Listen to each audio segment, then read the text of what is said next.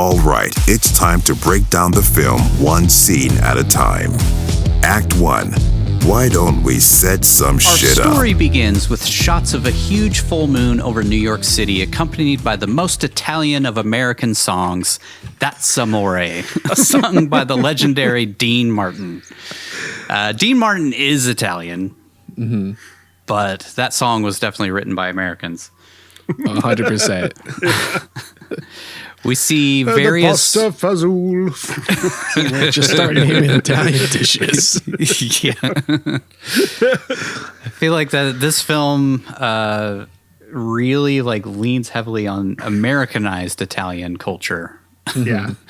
And the way that Americans see Italians. So yeah, I don't. We won't get into all that stuff. That's true. Like the only actual two Italians are the old guy and then Johnny's mom, and they basically just write them both off as old fogies and have nothing useful to contribute anymore. It's a very cliche film for Italians. Which I don't know. I never believed the whole Italians talking like this until I went to Italy and I ran into a guy who talked like that the whole time. He was our tour guide for an excursion up into the Dolomites, and whole ride. And then he smoked every second the whole time we were there. Yeah, that's funny. He only spoke like that because his favorite movie is The Godfather 2. We see various banners, bus adverts, and posters around town for an opera called La Bohème that just came to town. Fun fact, in the story of La Bohème, we get to see the transformation of a young literary agent who slowly goes insane and becomes convinced he is becoming a vampire. No, wait, I'm thinking of something else. God damn it. At those opening shots of New York, I kept thinking of Vampire's Kiss the whole time. Me too. Because it happened right. I mean, Vampire's Kiss was the very next film he did after this. Isn't that Remember crazy? on the Vampire's Kiss episode, we talked about how his agent was like, don't do this movie after Moonstruck. I can see now why after watching this. Because he was kind of a breakout in Moonstruck, and then it was you'd immediately just veer off and probably tank your career. You're going to go do Vampire's Kiss. Thankfully, he's bulletproof, so... Yeah. I do think that it did kind of tank his career a little bit for a minute there. He kind of disappeared, and then he didn't come back until he started doing the action movies and stuff. When was Raising Arizona? What year was that? 89? I was 87. 88. 87? Oh, same year as this. Okay. Yeah, I believe it was 87. I think they came out kind of concurrently with each other. Or Raising Arizona was a little bit before this. I don't remember. But I feel like Raising Arizona was shot before Moonstruck, but I don't know for sure. Because he kind of had the same hair. He still had the same hair kind of going on in this film that he did in Raising Arizona. Yeah. It's very different characters, though. Vastly very different, different. What a trio of films, though, to have in a relatively short period. Yeah. We could just act like they're all connected. That's a trilogy of films. He went so crazy in Moonstruck he went crazy became after a Moonstruck. Vampire. Quick fact, the opening title sequence was originally played on the score of La Bohème opera, but was changed to the Dean Martin track, That's Amore, because the preview drew negative test audience reaction. Many shifted uncomfortably in their seats, thinking that they had been lured into an art film. Oh, my God. Opera. Horror. Horror of having to I watch get an it. art I mean, film. there's long shots of the front of the opera house and the guy putting the poster up and stuff. Yeah. Which La Bohème is actually playing at the Met while I'm in New York. You better go. Well, you gotta go. I could go. Admire the chandeliers. Just make sure not to get caught with your mistress. We're introduced to Cher's character Loretta by seeing her walk blindly out in front of a truck and then a horse carriage as she makes her way to a funeral home where she cooks the books, or I guess just works as a bookkeeper, for a goofy-ass mortician who is really great at making dead guys look exactly like John Waters. Conte is a genius. I am a genius.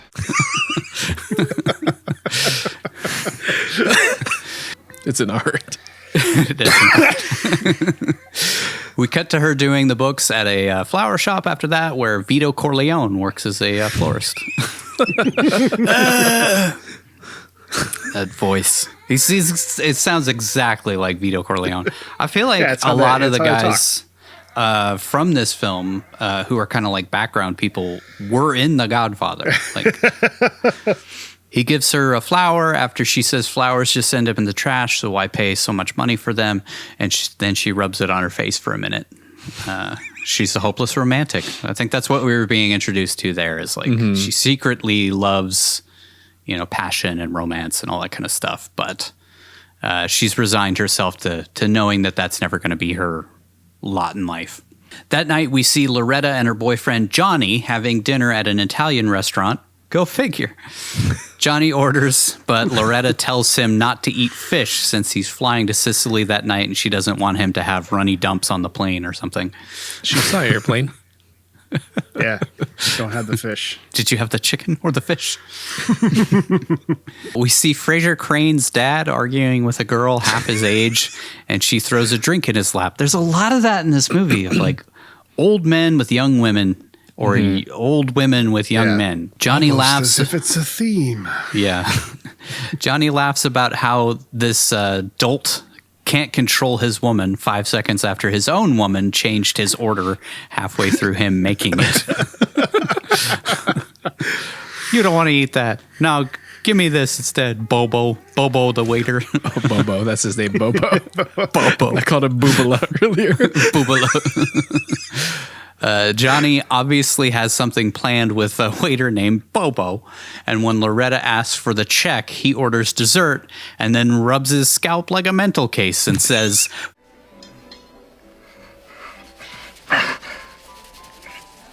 What's the matter with you? My scalp is not getting enough blood sometimes.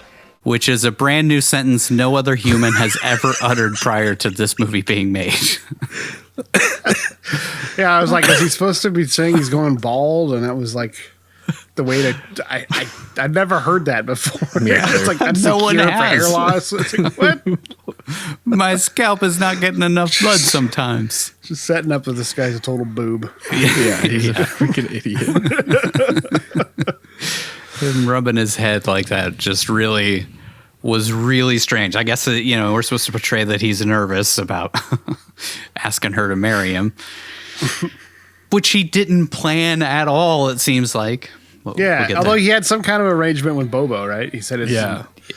He's going to wave him over, but he didn't have a ring ready or anything. Yeah, that's what I don't thought understand Bobo's whole thing was With that the he was cart, going to have the ring. Yeah. Mm-hmm. He tells her to have some dessert. She says she shouldn't, and then he asks her to marry him. Just like that. I mean, literally like that. Have some dessert. No, I shouldn't. Will you marry me? She's taken aback by his horribly planned proposal, and after reminding him that she was married already and her husband died, she instructs this guy who thinks it's funny when a man can't control his woman how to properly propose to her. She has him kneel on one knee, much to Johnny's embarrassment and disdain. Then she asks for the ring, and this idiot didn't even think about getting one. So she takes his sweaty pinky ring instead. Romantic. He asks her to marry him and she says yes, much to the delight of the rubbernecks in the restaurant. We're all watching this happen. Loretta takes Johnny to the airport, and he says they'll get married once his mother dies in Sicily, since that's why he's going. But Loretta gives him an ultimatum that they need to get married in a month, which seems soon, right? Mm-hmm. Just get it over with. Especially because she doesn't want to do like a courthouse thing. She wants a big wedding, fancy wedding and stuff. Like that seems at odds with what you want. It's kind of weird. It's a weird, weird thing. She's already fucking Bradzilla, dude. She says she'll take care of the whole thing, and all he has to do is show up. Where was she when I got married? I mean, I just have fucking flashbacks. I have to pick out colored napkins and table linens and centerpieces. At the airport, he tells her he wants her to call his younger brother Ronnie and make sure he comes to the wedding. He says they haven't spoken in 5 years. And there's bad blood between them. So I wondered what that was up with that. Yeah. He looks at his hand. Yeah. He's got to point at it. Loretta watches as the plane taxis away, and a creepy old woman tells her that she put a curse on the plane and it's going to explode. Lovely. Old crazy lady says her sister stole a man from her 50 years prior, and only that day she told her that she never loved the dude and only did it so that she could be the strong woman. So she cursed her to die and all of the people on the plane in a fiery death. Italians don't fuck around, man. I thought she was ISIS. She had the black Yeah, she had clothes on. Yeah. She did. I like when she was like, well, I don't believe in curses. And the old lady's like, me either. That's why I put a fucking bomb on the plane. You could do that back then. Yeah. I mean, Just walk right yeah, up to the you yeah, could. walk right up. Yeah. Johnny miraculously shows up next to Loretta saying he had a premonition that he was about to die, and the next hour is a really fun madcap Italian version of Final Destination. Where he almost chokes on spaghetti in one scene. And Jesus. then they walk out of the restaurant right before some other Italian guy shoots a couple dudes in the head. He almost falls Blows down it a out. sewer hole. Godfather. That's I was thinking no. of Shh. The Sopranos. I was thinking of Mario. So when he blows up the guy's restaurant in the first episode of Sopranos. Now Cher just makes some monkey faces in the glass and then dismisses the ramblings of this old bat, and then she drives home. Oh my god. She just kind of Yeah, she makes some weird faces. she kind of like dismisses the curse. Which If he dies, he dies. If she doesn't make weird faces, the plastic surgery will set in and she'll look like some kind of weird monster in 35 years. Oh, wait. How dare you, you son of a bitch. she's American, Italian, Armenian treasure. So Irish Cherokee. Irish Cherokee I looked it up because I was like, what the hell is this? is her nationality. Says her mom claims to be Irish, Cherokee, and Italian. And her dad's Armenian American. Okay. And her last name, her real name's Cheryl Sarkeesian. Or, yeah. Sarcophagus. Like Cheryl and Sarkeesian or something like that is her real name. Italian. She's Italian. For our purposes. Nah. They're like, hey, could you say gabagoo? All right, you can be Italian. No, you shouldn't have the fish. This is terrible. Terribly performed. to be a solid and say snap out of it, really animated. You got it. You got it. God damn it. You're so much better than Sally Field at playing Italian. Why didn't they find an Italian? Never mind. Okay. Why didn't they hire any Italian actors for this film? I guess Danny Aiello is Italian and Nick Cage is Italian. Yeah. All the background characters are Italian. Yeah. That's how it always seems to go. Not to get weirdly racial, but especially in older films, it was like it would be white guys in blackface or Indian face, and then everybody in the background was actual Native American, but the main actors all had to be white dudes for whatever reason, against guild rules to hire. Never mind. Okay. She drives Johnny's land yacht back to Little Italy and then goes into a candy/liquor shop. I don't know. Run by an old couple arguing instead of helping the only customer in their store. The wife overacts her heart out and she says, What are you talking about? I've seen the way you look at her and it isn't right. How do I look at her? Can I help it? A spoon of mums. So, how do I look at her? Like a wolf. And he says he sees the girl that he married in her. He's probably cheating on her. That's what's going on in this film. Everybody's cheating on everybody. Yeah. But they're all okay with it. Yeah. For some it's reason. fine. As long as they apologize or they're go Italian, to you know, it's just confession part or of it. something. For family. It's just part of family. the Italian lifestyle, you know? You got a little piece over here, you got a little piece over there. It's expected. Everybody's got mistresses. The wife's not supposed to find out about it. Yeah. You got to sprinkle a little spice on your life, you know? He takes her right there behind the counter in front of Loretta as she pleads for them to just give her damn spumante already. Because They're very passionate people. Yeah, they're very passionate. passionate. She heads home where we find out, despite being almost 40 years old, and in real life she was over 40, that she still lives with her parents, her grandpa, and like 20 dogs. No wonder she's desperate to get married and get out of there. Well, they got a pretty big house for New York standards. So Yeah. that's, I mean, he's rich as they got room. Roosevelt. Yeah. Mm-hmm. Her dad tells her that he can't sleep anymore since it's too much like death. It's totally normal thing to say. Right. I mean, Can't that's sleep why I no more. sleep. It's the only time I get peace.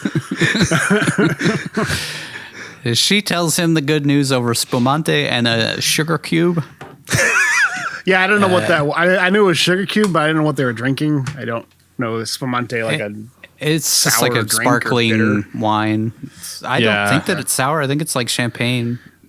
I think it's just one I think of those spumante things. is actually pretty sweet to begin with. I don't know for Yeah. sure.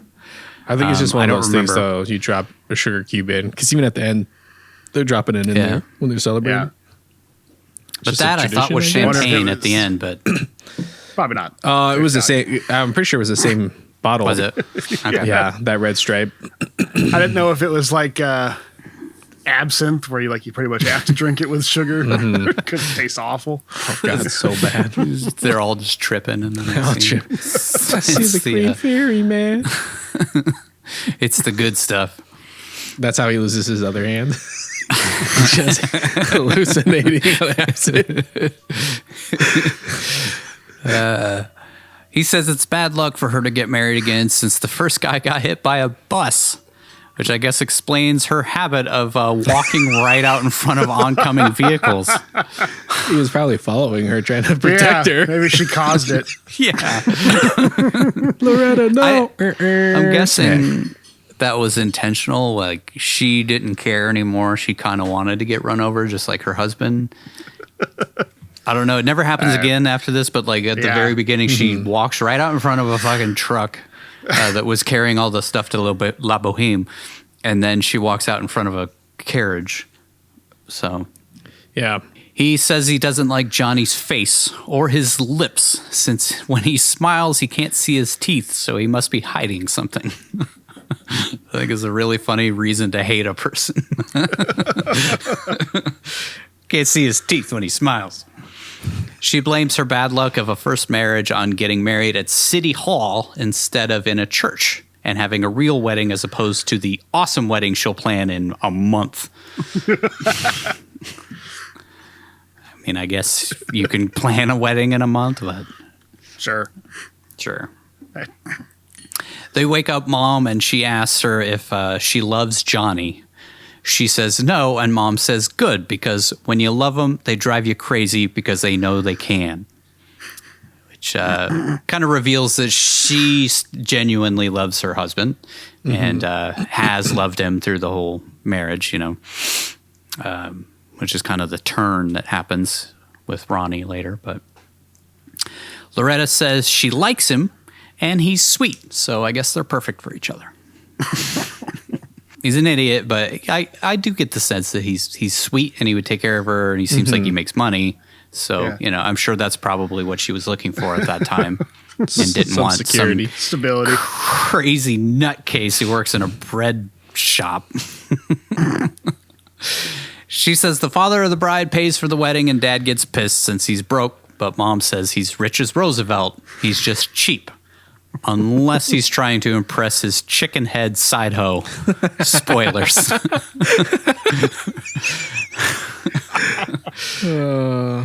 The next morning, Grandpa walks his 20 dogs to a cemetery where they rip up all the flowers on his wife's grave and probably shit all over the place.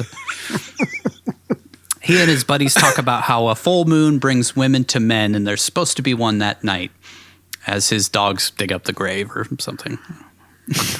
Mom and Loretta talk over breakfast about how Loretta will now have to move out since she's getting married, and the fact that she's 37.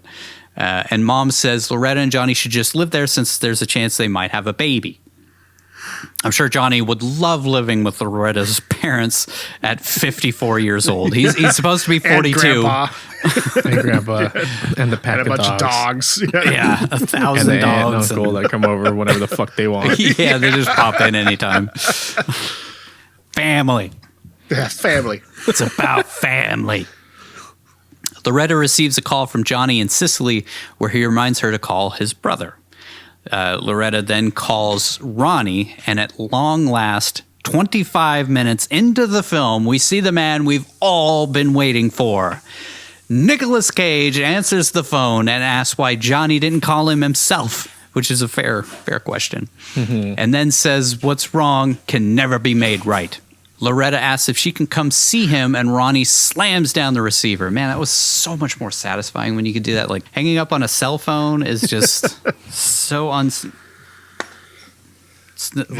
slamming that phone down and hearing the bells and shit was awesome. You could do the Breaking Bad where you hang up and then snap the phone in half. True. As messed up as Dog Eat Dog was as a film, the only relatable scene is when Willem Dafoe just smashes the fucking phone in the pink room because he's annoyed that he's being disturbed at dinner time. Yeah, I mean, those bells were annoying when the phones were ringing and stuff. Oh, yes. I do think Yes, it's funny they are. that in 2017, when they made that film, that she had that old-fashioned bell-style phone. She looked at a fucking wallpapered pink I bet Paul house, Schrader dude. still has those phones. Yeah, so probably. Everybody still does. They're the only I think the secure book was based in phones. the 90s, so I think that's what they were going for. But Yeah, because even the they drive cell phones modern are like, But vehicles. the movie's not set in the 90s when it could have easily been. So yeah, true. And she's got a computer. Oh, Dog Eat Dog. What a wonderful film. Loretta goes to see Ronnie at the bakery he works at, and the girl behind the counter isn't pleased to see another woman coming to talk to her crush. She's like madly in love with Ronnie. But I never told him. This is a fun little quick fact. I'm not exactly sure what the relation is, just because they're Italian, I guess. But the customers leaving Cammareri's bakery as Cher is entering, Mr. and Mrs. Fugacci, are played by Charles and Catherine Scorsese, parents of Really? Martin Scorsese. I saw the name Scorsese in the credits, and I didn't know if that was. I didn't want to assume they were related to Martin Scorsese because that's the last name I'm sure tons of people have.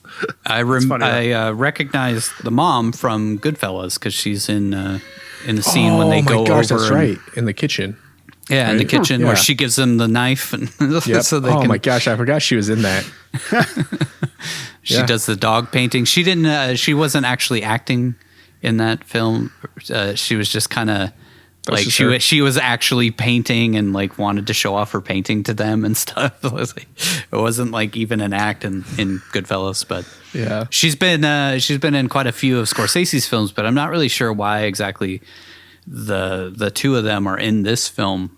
Maybe there's some friendship between Martin Scorsese and the film director or Maybe. writer. I have no idea, but kind of a cool little quick fact. She leads Loretta downstairs where we see Ronnie hard at work baking bread in a wife beater and some white gloves.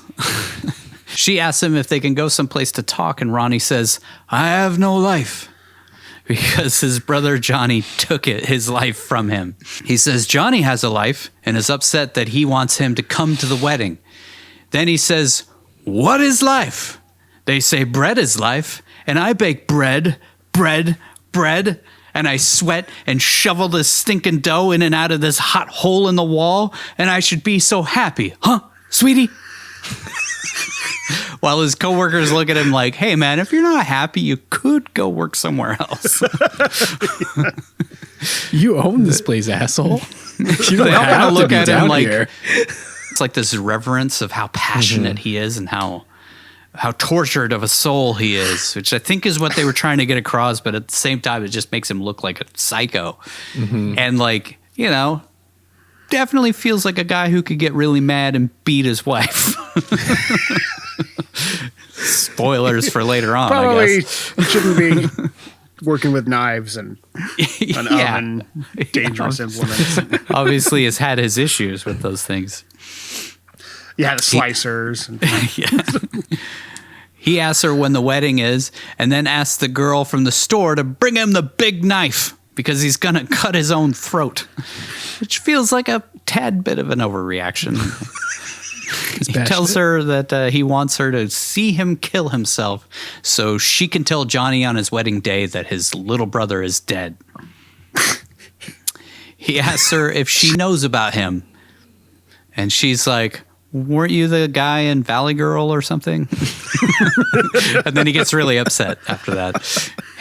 He takes off his glove to reveal that half of his hand is wooden, since not all of him was transformed when Geppetto turned him into a real boy.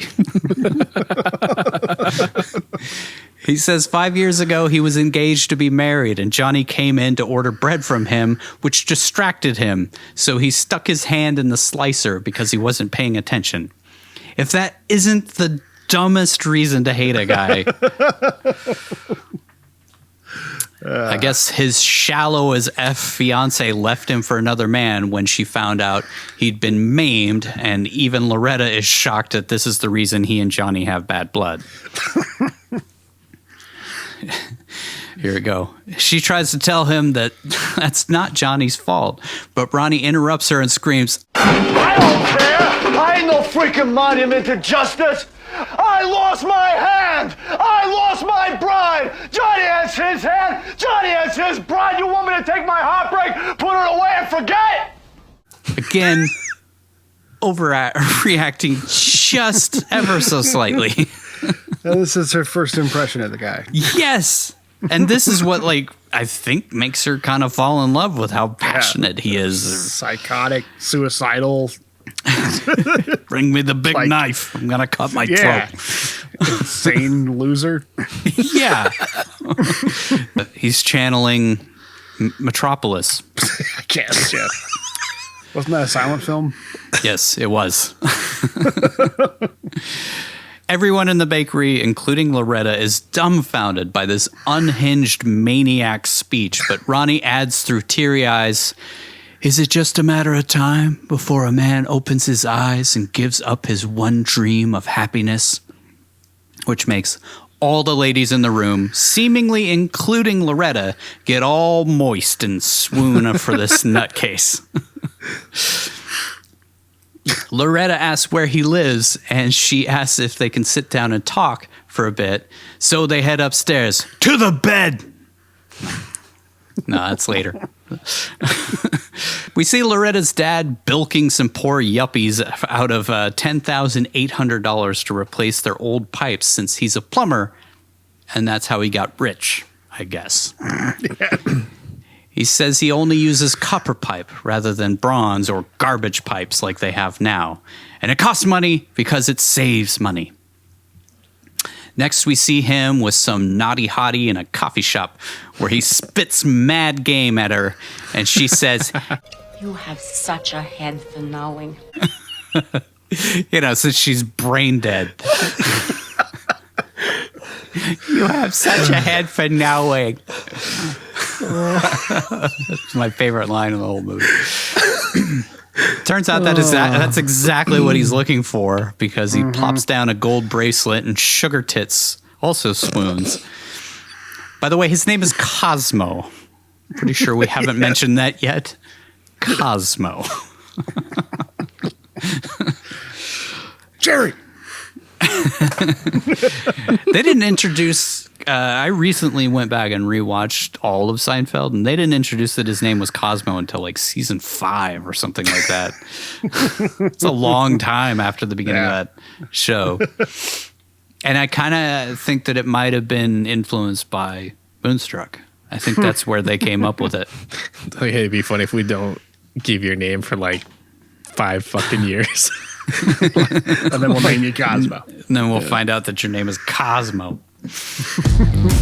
Act 2. It's about time we had some conflict, wouldn't you say? Over at Ronnie's, he puts on his favorite opera, La Bohème, and even has a poster of it hanging proudly in his living room. Like, he's a fan of the arts, I guess. He loves the opera. By the way, La Bohème is the Bohemian in Italian. I love that song. I don't know what the play is about, but I do know that it is. It's still rolling. It's still out there. Like I said, it's actually playing at the Met coming up very soon. So if anybody's in New York and they want to recreate this scene from or the opera scene later on in the film, I'm sure people go to that just because it was in Moonstruck. Probably, yeah. Loretta makes him a coffee and a steak in his apartment, and he reveals himself to actually be a psychopath when he says he likes his steak well done. Probably with a side of ketchup. That's when I started hating this guy. Yeah.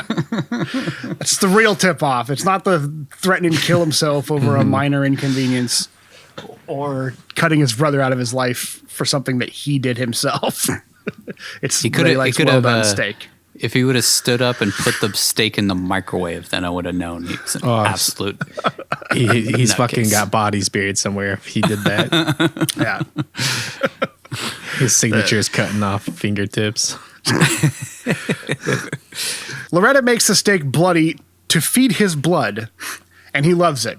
I'm telling you, most people who like their meat well done have never actually tried it rare, and that's the only reason they don't like it. It's just a joke. It's an actual observation. I think you should try at least once at a good steak restaurant. Have somebody make a nice rare steak for you. Quick fact. I think they're also like freaked out by the blood a little bit. But it's not blood. Yeah, which is my quick fact I put in here. Good. Okay. The red juice in a rare steak is not blood. It's in fact a protein called myoglobin that doesn't taste anything like blood.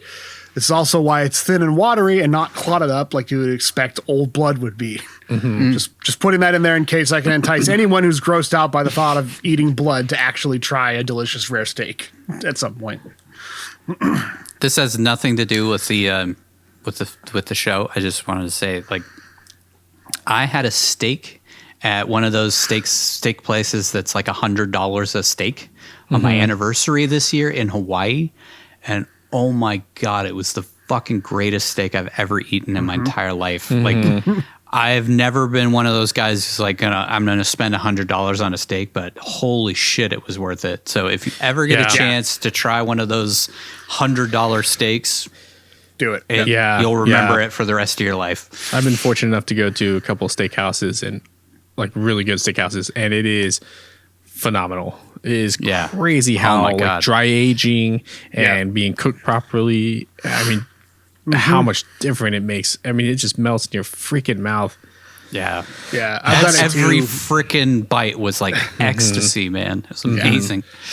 It's up to you whether or not you want to decide if that's worth it to you, but I've done it on company dime at like company dinners and stuff. And it really is a world of difference between what you think a steak could taste like.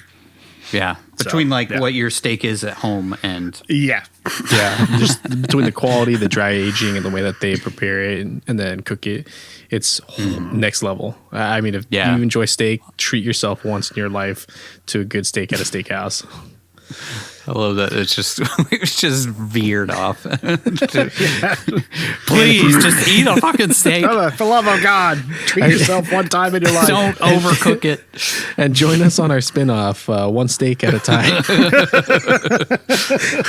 This week we're going to try a ribeye. Pulling up the steaks. Even better. Oh my god, that's awesome. All right. He chows down on the steak in the kitchen like it's a delicious cockroach, and he asks how Loretta met his brother Johnny. Again, it's Nicolas Cage doing weird shit with food in a movie. Like, he's always doing some weird shit. I don't know how we would track that, but I have noticed it since you mentioned it. Like bikes every and food. Every freaking movie, he does something weird with food. Bikes and food. He does eat that piece of meat like the cockroach, though. Just He's a wolf. yeah. Yeah. I guess so, yeah. She says that Johnny knew her husband who died and asks how long it's been since Ronnie has had a woman of his own. He said it's been 5 years, and she calls him stupid. He asks her how long her husband's been dead. She says 7 years, and she's only been with Johnny since. And he says she's stupid herself. She yells at him for being insensitive, and he asks why she's even talking to him. They share a long, awkward look, and Loretta asks if he has any whiskey. Seems Loretta might be falling for the brutish charms of Woody Woodpecker. Get it? Yeah? Because of the wooden hand. God damn it. Wonder what else got caught in that slicer. Oh, no. We quickly cut to Loretta's dad and Sugar Tits making out in his car before cutting back to Loretta and Ronnie getting hammered on whiskey in the middle of the day. He doesn't have much in his apartment, but he's got whiskey. And steak. And he's got steaks. Got steaks. And a Bohem Boaster. He always overcooks himself, I'm assuming. Yeah, I guess. Mm-hmm. Why would you even buy steak if you're going to... Yeah. Because that's how he likes it. Yeah. She tells him she was raised to believe women should marry young, but she held out for love. Her husband wanted to have a baby, but she wanted to wait, and he got hit by a bus, so now she's left with nothing. A tale as old as time. God damn it. So they're just insulting each other and talking about how shitty their love lives and their life choices have been. I'm not really sure. Like, maybe it's just because I've seen this type of like thing play out better in films, but I felt like them falling in love and like being so passionate with each other was really forced and really quick. Yeah. That's what I'm saying. Like all they're doing in this scene is just insulting each other. Yeah. After they've known each other for like 20 minutes, like they're just getting really deep into their life histories and then calling each other stupid. Like it doesn't seem like the great foundations for. I think they see each other in each other, and like she sees what she really wants in life in him, and maybe he reminds her of her husband that she lost or something. I'm not really sure. I think like they find common ground in the tragedies and grief and loss that they expect, or that's what they expected, that they experienced. And they're both bitter about life and love, but that still doesn't seem like a great foundation for a loving relationship. But what do I know? I don't write romantic comedies. So. I bet they both believe in a life after love, though.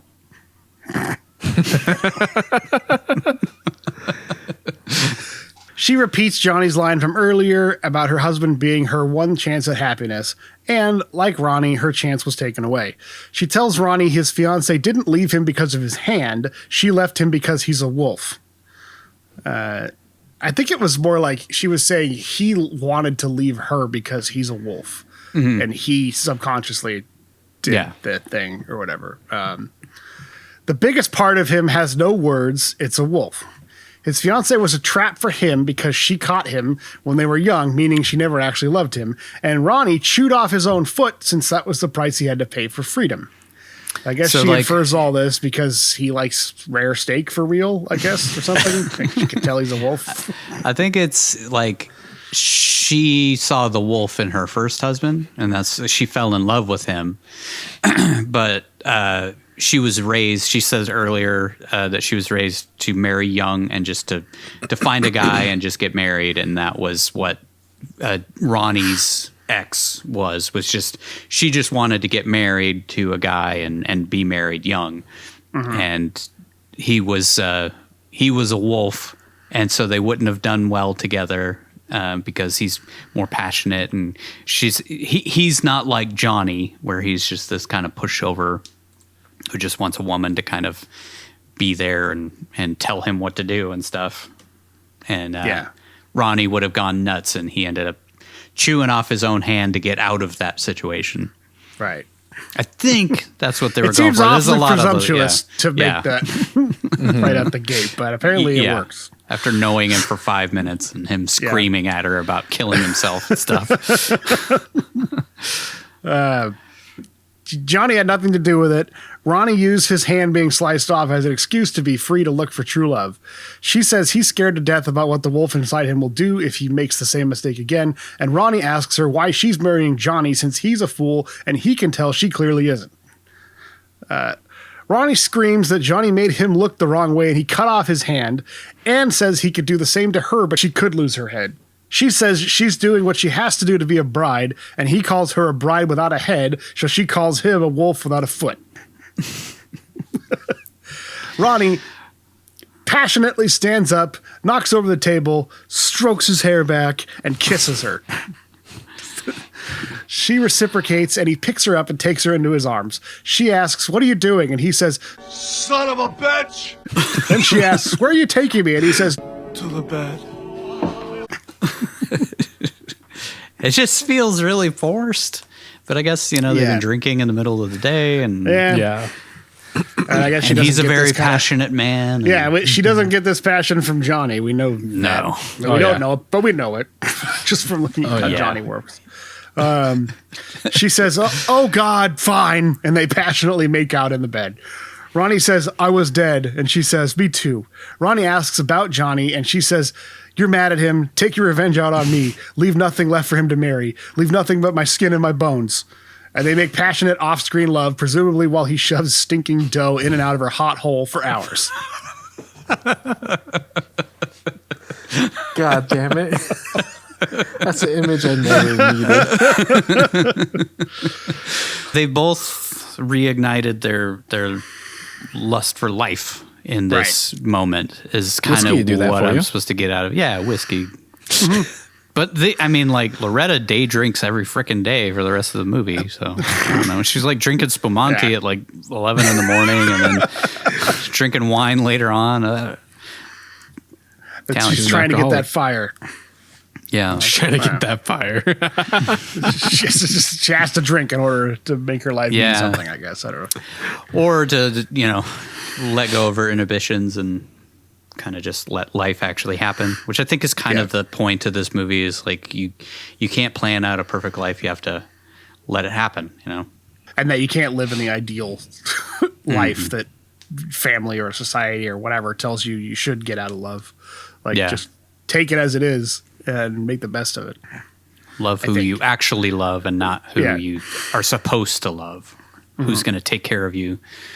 Though, he owns a bread place, I'm sure he's doing okay. Yeah. Corner he's got his own apartment. Shop and got his own apartment. He owns a suit at least, or he could rent one. It's a tux, man. That's a nice one. Yeah, tux, yeah. Good tux. I think I pointed out in the breakdown, but like he got box seats for the Met. I mean, that's expensive. Back home, Loretta's parents, grandpa, and her mom's brother, as well as his wife, discuss her upcoming marriage. Cosmo doesn't want to talk about it, and his brother-in-law recalls a story about when Cosmo was dating his sister. He was so in love that he'd stand outside their house and stare up at her window for hours. Sounds like stalker behavior to me, unless you're John Cusack. Yeah, which felt like stalker behavior and Say Anything as well. This was a different time back then. Yeah, I was creeped out by John Cusack in that movie. I know he's supposed to be like in general. he's supposed to be like a hopeless romantic, and he's just so in love with this girl, but like obviously she was not interested in him. Yeah, and whenever it seems like Hollywood tries to portray that, it always has an undercurrent of just being creepy. Yeah. Even though they try to make it seem cute. You just think in real life, if this was going on, it'd be a lot less cute. Please stop following me. Yeah. I hate that you know where I live. He goes on to say that one time he woke up in the middle of the night to see the largest full moon he'd ever seen. And when he looked out, he saw Cosmo standing in the street and figured he must have brought that big moon down to his house since he was so in love. He says he doesn't... It's like the middle of the night. He said he woke up at like 3 a.m. and this guy's standing outside. The moon was so bright it woke him up. And then this guy was standing outside wanting to have sex with his sister. But it's romantic. It's romantic. Yeah. Cosmo says he doesn't want to talk about how in love he once was with his wife, and instead chugs down some wine, which makes his wife suspicious that something is up with her formerly faithful husband. Loretta and Ronnie wake up in each other's arms, and she asks him, "Do you believe in life after love?" She looks out the window to find... She looks up... What do you gotta do? Do you believe in love after love? Spot on. Should do that She for looks up- karaoke. Oh my God. Yeah, let's go. I looked up the lyrics to that song, and there's like, it just repeats the same thing like 900 times. So that's like the whole I lyric know. sheet. There's like, My what? mom was obsessed with that song when it came out. She Really? loved it. I had to hear it all the time. It's awful. The only Terrible verse is song. like 10 words, and then it's just back to "Do you believe in life after love?" Over a dance mix. Some sick Euro beats. Early 2000 Cher or whatever. Whatever Was the that hell 2000? Not late 90s, early I think 2000s. so, yeah. It was something like that. It was in there like in that man. period between like 95 and 2005. It was kind of her resurgence. God. Yeah, because I remember I didn't know who Cher was, and I was like, why is this song so goddamn popular? It's terrible. I guess that makes and sense. then as I learned, oh, it's because this lady's been doing music for 30 years. And Yeah. she's a has-been. Even though she's a has-been. And she discovered auto-tune, and that resurged her career. She was the pioneer. She was leading that. She really was the first like auto-tune person I ever heard. That song was the first time I ever heard that effect, and I hated it immediately. Then we got T-Pain and Lil Wayne. She looks out the window to find a huge full moon. Ronnie says the moonlight makes her look like an angel. I guess he's a little moonstruck, I guess. I've heard the deep space pilots talk about angels. They come from the moons of Iago, I think. Episode 1. Phantom Menace reference. God damn it. Everyone's favorite How? film. How did you manage to fit a fucking Star Wars reference into this film? And it has to do with moons, because the angels come from the moons of Iago. Yeah. Also, we see Cosmo's brother-in-law look out to see the same moon he mentioned at dinner, which causes he and his wife to knock boots. Then we see Grandpa with his dogs howling at the moon, so everyone's getting in on the action, except Cosmo and his wife. If he, Cosmo passed out passes out. Yeah. He drank so Yeah, much. he's and then- hammered, yeah. What did I she guess- say? She's like, you drank so much that you'll... What did she say? Something like you'll wake up early because you drank too much, but then you won't be yourself or something. You won't be able to sleep or something. Yeah, something like that. I'm guessing they were like implying that because Loretta is Cosmo's daughter, she also has this power to draw this huge moon. Like when she falls in love, the same way. I didn't even think about it. I just thought it was a sappy love thing that they wrote in. I don't know. Maybe It's like a supernatural thriller here. Yeah, it's the setup for the Roland Emmerich movie that just came out, Moonfall or Moon Crash or whatever. The moon's actually crashing into Earth, and they're Yeah. they don't realize it. That's what happens the day after this movie ends. Is scientists are baffled. The moon is getting closer. The moon just for keeps some getting reason. closer. The next morning, Loretta wakes up in Ronnie's bed and comes to her senses. She says she's going to marry Johnny while Ronnie tells her he's in love with her. So she smacks him in the face and says, Snap out of it! I saw that. That's the only thing I've seen from this movie, and I don't remember it was on a commercial or something for some movie channel or something. I didn't ever realize he was actually smacking Nicolas Cage because you can't see him and you just see her in the back of his head. It's on one of those lists of like greatest movie lines. I think it might have been AFI as well, like top 100 lines in a movie of all time, because he's in love with her and she tells him to snap out of it. She slapped the shit out of him, too. Yeah.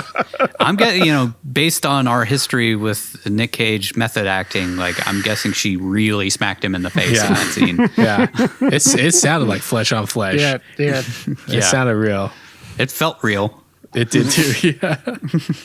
She says she can never see him again, but Ronnie tells her he'll let her go if she goes to see La Boheme with him. She tells her he loves two things, the opera and Loretta, so if he can have two of those things he loves together in one night, he'll be satisfied with the rest of his life, and she agrees.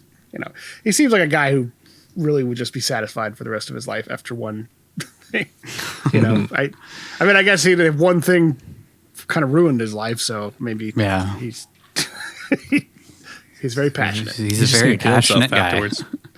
Yeah, he's going to get the big knife. She heads to a church and confesses that she cheated on her fiance, and then the father just has her say like 2 rosaries, and it's fine. Good enough. Yeah. Whatever. That's how that works. Catholicism. Say 15 Hail Marys. Just go pray about it for about 2 minutes, and you're good. That's why it's the greatest religion on earth. Don't at me. She bumps into her mom, who's there at the church also praying for her husband to stop banging some floozy on the side. Catholicism. Loretta heads to her aunt and uncle's deli shop, where Cosmo's brother-in-law is excitedly talking about the sweet old lady ass he tapped it the night before, well within earshot of all the customers and employees in this small little bodega. Oh, fuck. Can you imagine just being in a deli and then the old deli owner is just talking about how much he railed his wife the night before while you're trying to like get him to get some meat for you or something? Just wanted some prosciutto. Please, just give me the gabagool, please. That's when I put a basket down and just walk out. I suddenly lost my appetite. Speaking of meat, old man. Speaking of pastrami. I'll just sling some salami over the counter here. It's interesting, like how, I mean, I'm sure it's this way. I know it is in Italy, but like in New York, like these oddly specific shops that are just like 2 items. It looked like it was just cheese and meat, and that's all that's in there. Yeah. The other place was like candy and alcohol. Yeah. Weird. It's the 4 food groups of Italian food. Oh, and pasta. And pasta. And ties it all together. But there's got to be a pasta shop at some point. Yeah. Yeah, they make their own pasta. Also, movies have taught me that if you're Italian, you can pretty much only like do one of 3 jobs. You can work in a deli, you can work in a bakery, or you can box, or you can work in a liquor store. You can box, or plumbing. That's more video games have taught me that Italians are plumbers. They do very odd plumbing, or sanitation. Sanitation. Loretta says she'll do the books tomorrow, but she will take their deposit to the bank since she secretly has to get ready for her big date that night. So I guess she just works at all these places or just does odd jobs for them or what? She's like an accountant for, I guess. Yeah. Okay, she's like an accountant for the mortician and then her aunt and uncle and the florist. So I think so I guess she does the books and then they trust her with the deposit because she's family. So whatever. Yeah. She stuffs a huge wad of cash in her purse and heads to a salon to get her hair did. She chooses a hairstyle that looks really similar to the hairstyle that a singer named Cher had in the 80s, which is weird. Which she had the like straight hair of Cher in the 70s for a second, which that had to have been intentional. Yeah. So she gets the gray taken out of her hair. She gets her eyebrows plucked, has her hair poofed out to somehow make her incredibly big 80s hair look even more giant and 80s hair. That was the look, man. Puts on some makeup, which is enough for a goofy looking dude with a mullet and a dork with a mustache to ogle her outside. I guess we needed those guys to tell the audience that she passes for hot or something in that decade because having been 6 months old when this movie came out, I just can't see that look as being attractive. That's like the same hair. Super duper sexy. That's like the same hairstyle my ma rocked for the longest time. So not sexy at all. She then buys some lingerie and a dress and tries on all of it in the front room of the house she shares with 3 people and 20 dogs while getting wine drunk at like 11 a.m. Lots of day drinking in the Italian households. I mean, I'm assuming because there was a fireplace, it was the front room. Yeah, it looked like it. It's just like they could be home any second and she's like in her lingerie in the front room. It's weird. So anyway, ladies, if you're paying attention, the message here is that even if a man is into you just because of who you genuinely are as a person, you still need to get all dolled up and stuff yourself into uncomfortable fancy clothes if you want to win his heart. Nice mansplain. That's the message you should take away, I suppose, that they were trying to go with, even though they tried to make it look all cute. But she wants to, impress this guy, even though she's like saying that it's all about just going to the opera, but she like really wants him to see how hot she can be, I guess. And I think she also wants to feel young. He loves her. Mm-hmm. Yeah, I guess. I just he loves her for who she is. This could backfire. He could be like, oh, I didn't want you. Look like that. Like I loved you for who you were. A tramp. Why you this fake person? I took it more as walk out of a Duran Duran video. I took it more as her like recharging herself, like getting. Yeah, it was more for her than it was for him. Like this is her. I think so being too. Revitalized and coming back to life. Mm-hmm. She's doing away with the grays. She's putting an effort into keeping herself presentable and not this frumpy old maid who's supposed to be like in her 20s or 30s. She's supposed to be 37, but like this has reignited that passion that's been long dead in her. And I guess she expresses that by getting sexy and getting her hair. I can relate. So I think she went from like being a strong, independent woman who doesn't need no man. Strong, independent woman who strong woman. She's a woman. By this point in the movie. Oh man. We're gonna get so much shit. I know, it felt like a regression of the character that she was at the beginning, Yeah, she's like telling Johnny how to do things and stuff. Like it seemed like she didn't take no shit, and then it's just like I don't know, it just felt like regressing to those cliched romance movie things. Yep. All unnecessarily for a guy who already is head over heels for her just because of who she is. That's men for you. That's a story written by a man. It's true, I guess. So she heads to the opera where neither she nor Ronnie recognize each other since they both made an effort to look nice for once. Ronnie is clean-shaven, slicked back his hair, and wears a tuxedo, while Loretta wears a fancy black dress and ruby red high heels in case she needs to quickly get home later. Wizard of Oz. Ruby slippers. Get it? Yeah. Don't play Toto. I'm pretty sure one of her grandpa's dogs is Toto.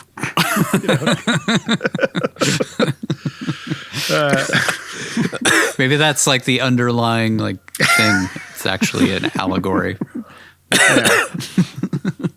God damn it.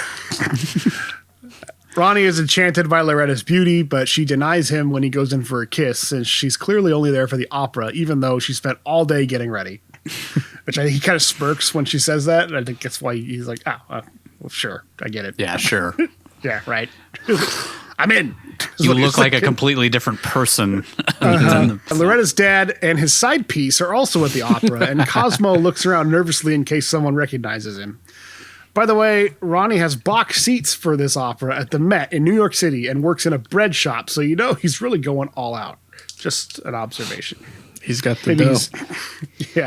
He's got the dough. I think you said, though, it's his family's bakery, so maybe he actually owns it and runs it. That's one of my questions was like, does he actually own the bakery? And even if he does own the bakery, I don't get the sense that he would be like rolling in it. But I don't know. Maybe that's just, this is supposed to signify that he really loves this girl and he really is going all out for her in that evening, because I looked it up and box seats are like $325 a piece today at the Met if you were to go to La Boheme in New York City. So that's that's a lot of money to fork out. So like $600 for 2 tickets. Yeah. And so 80s money would be different, but yeah. Yeah. But still, it would still be expensive for the time. Maybe he just saves it because he doesn't have anything to spend it on. And he just has a bunch of money left over. But I imagine he supplies bread for quite a bit of the restaurants or even some of the markets around town. So I could see him making good money back then, especially if it is a family business as well established. I just think he doesn't live lavishly, so maybe it just seems like look at his apartment. Yeah, exactly. During the performance, we cut away to Loretta's mom at the restaurant we saw earlier with Bobo, the waiter. She witnesses the same scene play out with Fraser Crane's dad getting water thrown in his face by a much younger girl. Loretta's mom, Rose, asks him if he wants to join her since we already have 2 people cheating on in this film, so why not just keep it going? He tells her he's a professor at NYU who seems to have a thing for his students, so it already seems like a pretty good guy. So he's just a professor? And Rose tells him he shouldn't shit where he eats. She asks him why men chase women and then says she thinks it's because men fear death and they want to feel young. Fair assessment, I guess. Mm-hmm. He tells her he chases women because they're charming and they keep him spontaneous, and he can see his once youthful exuberance in their eyes, and that they remind him of himself when he was their age, which is kind of the same thing as what she was saying. He's validating what she said. Yeah, pretty much. Exactly. Yeah. It's exactly that. They make him feel young. Mm-hmm.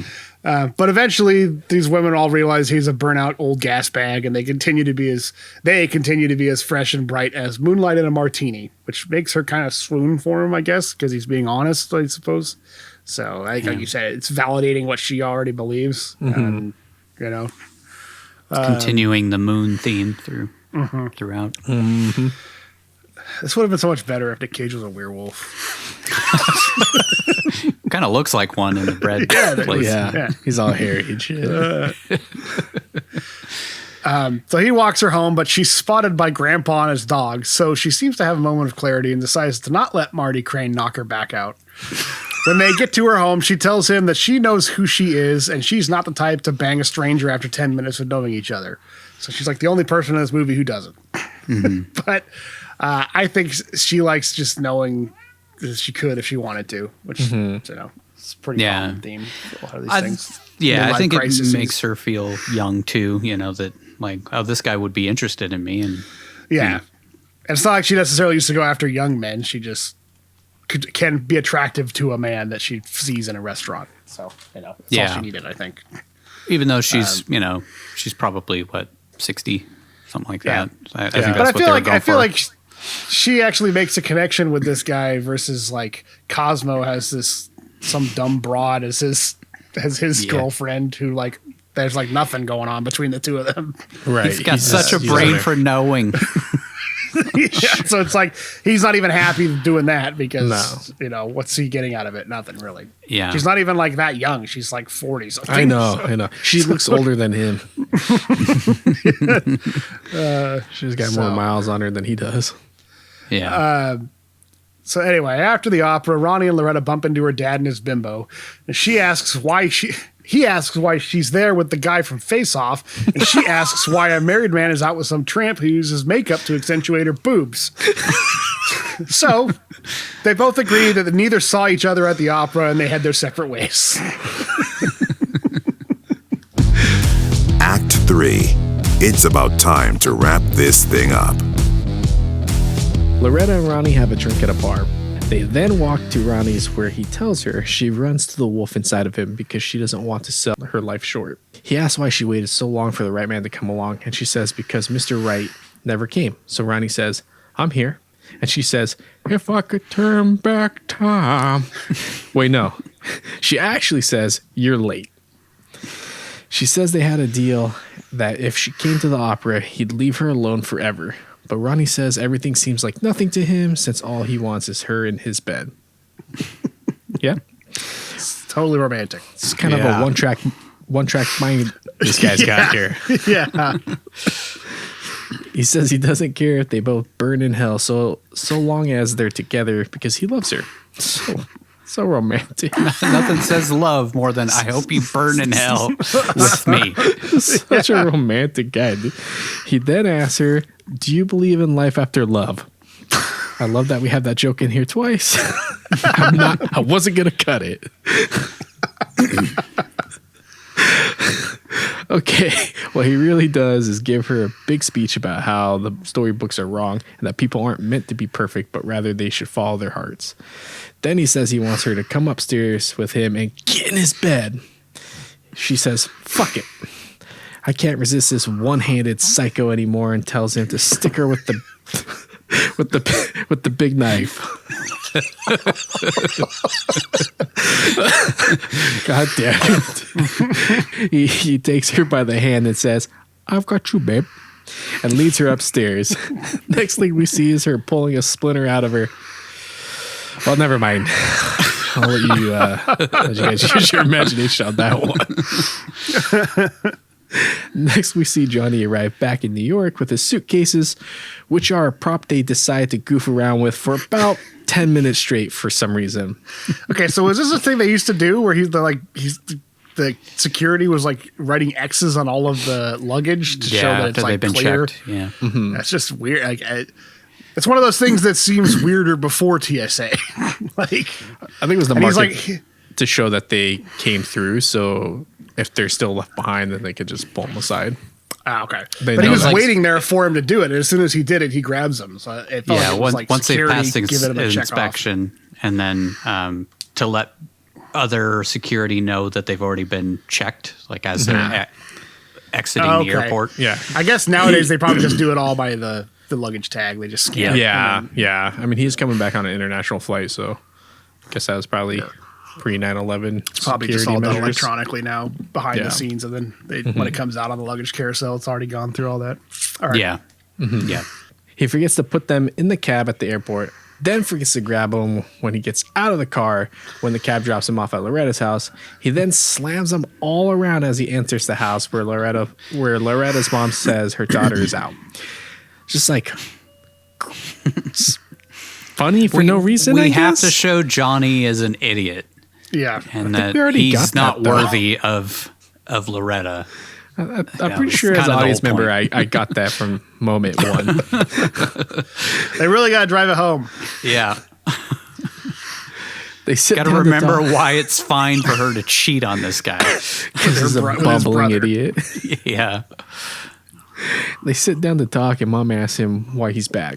He says his mother has miraculously made a full recovery and ate a meal that would choke a pig. Messed fucking up talks way of like talking this? about your mom. Yeah, like who talks like this? She ate a meal that would choke a pig. It turns out his mom just wasn't getting enough air to her scalp.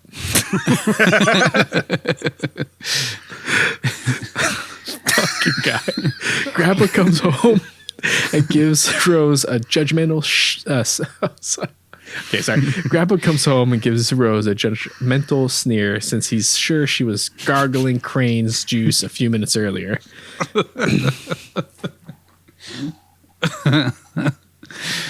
Marty Crane is still running down her leg. I was gonna make a joke about that, but I was like, no, never mind. Glad to see you. You stuck it in there, dribbling down her cheek still. She asks Johnny why men chase women, and he says it's because when God made Eve, he took a rib from Adam, which left a big hole that men are always trying to replace. She thinks that's bullshit and asks why a man would want more than one woman then. And Johnny says, maybe because he fears death?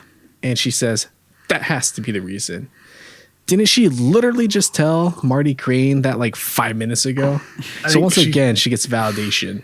Yeah, she found the guy who, he like directly agrees with her. Like they see eye to eye on that. Yeah. I took that as her being like, yeah, okay, this guy's all right. Like You my give daughter me my can marry daughter. him. Yeah. he gets it. On cue, Dad walks in and Rose asks him where he's been. He says he doesn't know where he's been or where he's going, and then tells Johnny he should stick around and not take any long trips since his fiancée might end up in the wooden hands of a bread maker she's known for 2 days, or something along those lines. Really bizarre. Yeah. I'm telling you, you didn't say anything. That's what I'm saying. I did like that exchange back and forth. Me too. It's funny. That Rose felt tells- very like Woody Allen-esque. Yeah. That was Yes, it did. Yes, it did. Rose tells Cosmo, I just want you to know, no matter what you do, you're going to die just like everyone else. So sweet. Such a sweet thing to say to your husband. Johnny decides to leave, but he says he'll be back in the morning. He forgets his suitcases, then comes back and slams them into the door. Because you gotta force that joke in there one more time. Do you think he forgot him getting into the next cab to go home and then forgot them again in the cab? Oh, yeah. 100%. Yes. And then left him outside his apartment when he goes inside. Yes. Loretta does the walk of shame back home and plays kick the can for a bit while looking smitten by the previous night's raucous round of wooden hand lovemaking. She dances into the kitchen at home and tells mom her Johnny is back in town. God, just imagine. Do you think he uses a hand? That's what I've been wondering the whole movie. Like, does he take it off during sex? Would that be worse? Like she's like grabbing her with his nubbins. I felt like he still has most of his hands. Let me see if I can get it all in there. Like he's supposed to just have his fingers chopped off. He still has like most of his hands. Yeah, I think he has like his. Do you think if it goes into a slicer, it's probably just gonna mangle your fingers? Yeah, it looked like it's just top of his fingers. Still, you got those fingers. Nowadays, they could actually replace a lot of that. Like not like the actual fingers, but they could actually make a prosthetic that would work, would have action. It has some dexterity in it. Yeah. Quick facts: Norman Jewison.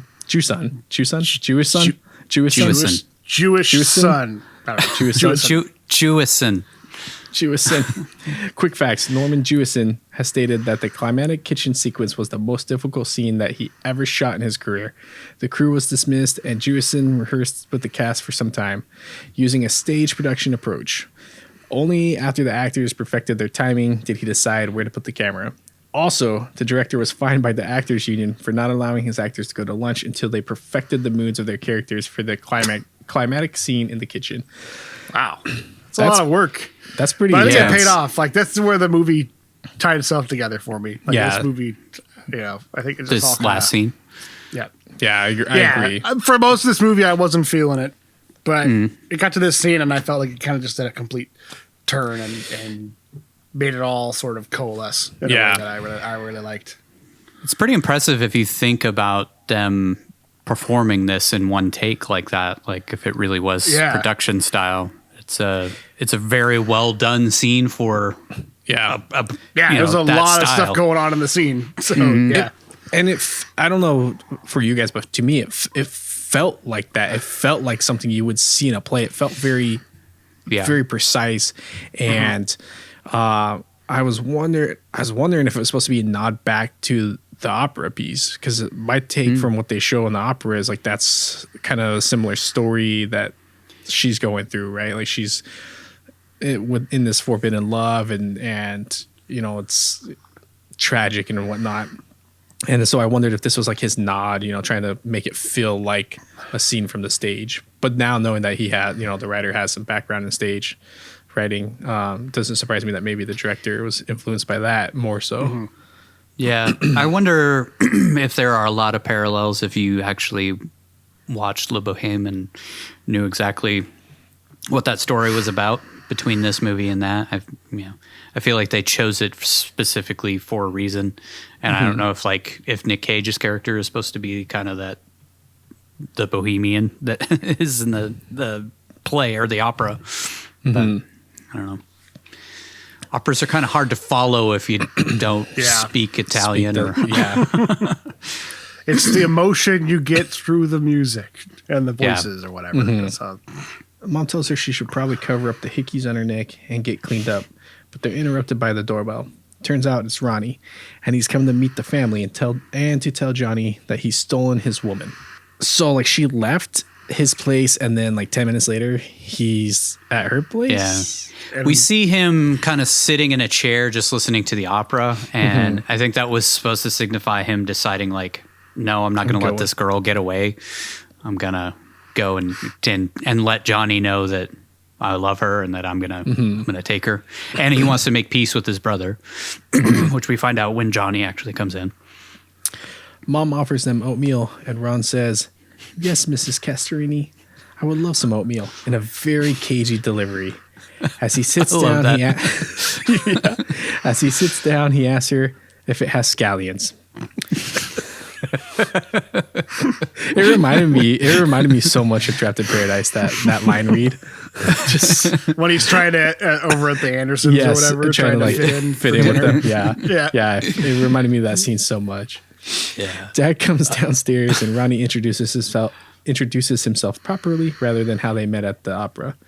Grandpa then joins them and tells Cosmo that he needs to pay for Loretta's wedding, and Cosmo says if she gets married, he'll pay for the whole thing. Nothing like good old blackmail on Dad to get him to finance your wedding.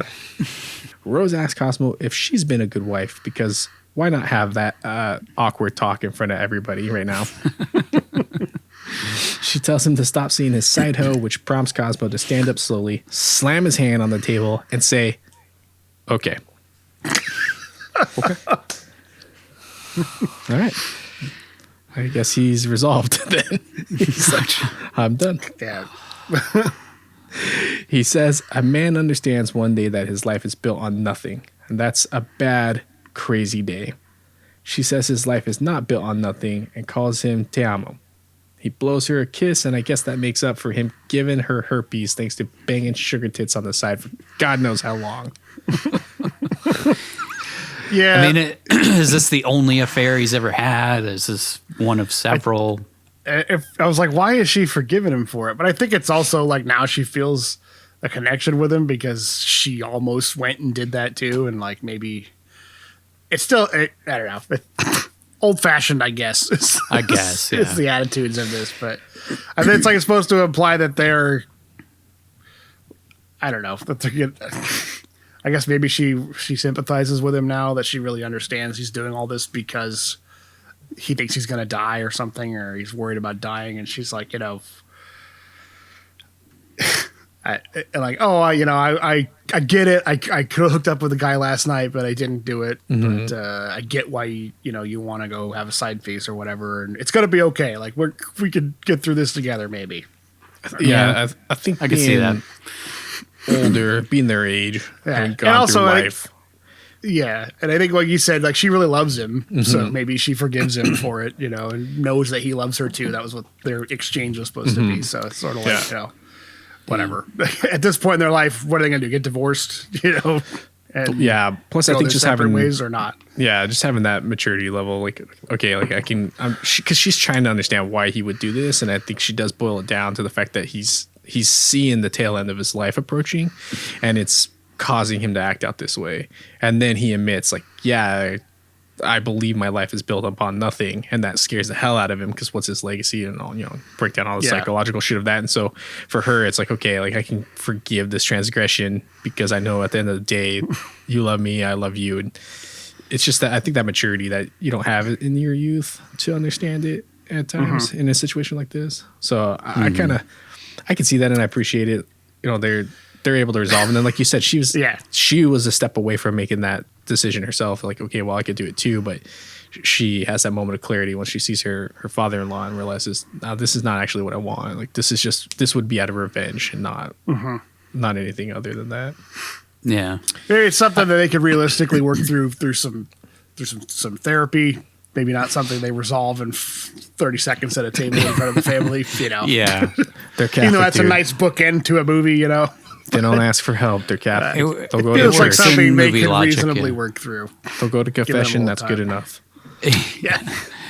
I wish that they would have somehow painted, that he remembers how much he loved her when, that whole Moonstruck thing happened, when he was a kid. If they would have done something there to kind of recapture that, but I think they did it, and it was subtle. I think him getting drunk that night and then being uncomfortable and nervous at the opera was him realizing he's making a mistake, and not so much like he's gonna get caught, but more like, well, I'm fucking up.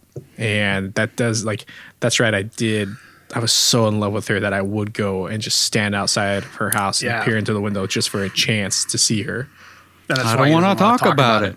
Yeah, Yeah. he's ashamed of what his life has come to. And he's become ashamed, so he gets drunk and passes out. And that's why he can't sleep either. He's ashamed he's feeling guilt for what he's doing.